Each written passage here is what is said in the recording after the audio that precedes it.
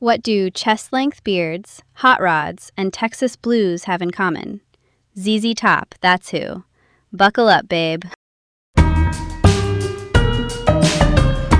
Hey, it's Emma, and I am feeling totally vibey today.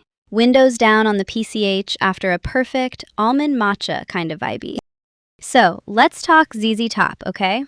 They're an American rock band born in Houston in the late 60s. They fuse Texas blues with boogie and toss in this very dry, very flirty humor. The classic trio is Billy Gibbons on vocals and guitar, Dusty Hill on bass and vocals, and Frank Beard on drums. They kept that lineup locked for like 5 decades, which is wild.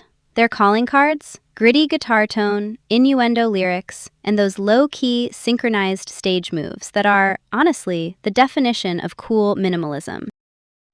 Quick story time. Picture a high school gym in Studio City. Me and 2 friends with dollar store fake beards, sunglasses from a gas station off the 101, attempting the ZZ Top shuffle at the talent show. My friend Jess is like, Emma, if we just barely move, it'll be iconic. And I'm like, barely moving is my cardio, babe. We shuffle, we tilt the guitars we don't know how to play, and the crowd loses it. Here's the gag. Those minimalist moves we were copying, ZZ Top cribbed the vibe from OMD, which is Orchestral Maneuvers in the Dark, a British synth-pop band. That little UK influence actually helps explain the next big pivot in their sound.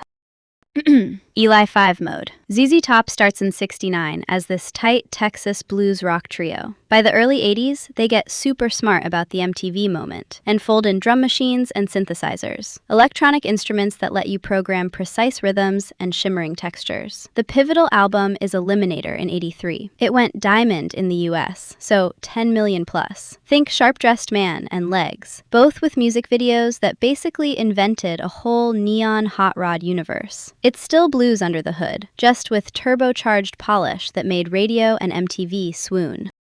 Let's meet the guys, because personalities matter. Billy Gibbons, guitarist and lead singer. He's that smoky, economical blues phrasing. Rolling Stone even ranked him among top guitarists. Dusty Hill, the bassist with the sly smile and matching beard. He locks the groove and trades vocals. Frank Beard, the drummer who, irony alert, famously kept his facial hair short while the others went chest length. Their chemistry crystallized by 1970. Before that, Gibbons had a psych rock band called the Moving Sidewalks, which gave him stage chops. Manager Bill Ham, their longtime business brain, helped shape the brand early. By '73, Tres Hombres drops LaGrange, which riffs on a real Texas brothel called the Chicken Ranch. Very wink-wink, very them. Then, the reboot era. In the late '70s, they took a hiatus while Frank tackled addiction. Dusty did a real-life reset, working a few months at DFW Airport to feel normal, like respectful king behavior. They come back with DeGuello in '79. Now the long beard look is set, and by A Loco in '81, they're flirting with synths. Influences here include OMD, that British synth-pop group I mentioned, and Depeche Mode, another UK electronic band known for sleek, moody production. Eliminator in '83 is the full glow-up. Producer-engineer Terry Manning, a studio heavyweight, shapes a super consistent sound, and Lyndon Hudson, an engineer-programmer who worked closely with Billy in pre-production, helps style tempos and programming. Result? MTV domination, VMA wins for those cheeky videos, and the band blasting onto club playlists without abandoning Texas grit. Mid-'80s, they doubled down with Afterburner. Paula Abdul, yes, future pop icon, choreographs Velcro Fly. The tour in '86 becomes the highest grossing of that year. Jimmy Jamison, the singer you know from Survivor's Eye of the Tiger era, adds backing vocals across a few albums. Billy jokingly called him their 4th member. It's giving crossover. It's giving main stage at every festival forever. Now, the messy part, because receipts matter. There's a real unresolved question about how much Lyndon Hudson contributed to Eliminator, beyond the song Thug. He's that engineer-programmer who lived in pre-production with Billy. In '86, he proved in court that he held the copyright to Thug and settled for about $600,000. Stage manager David Blaney, who worked inside the operation, has said Hudson's fingerprints were broader, tempos, programming, modernizing the groove. while official credits don't fully reflect that. Also disputed, how much of the bass and drums on Eliminator were swapped for programmed parts or studio-performed elements versus Dusty and Frank's takes. Producer Terry Manning's process leaned super precise, and the liner notes don't spell out every substitution.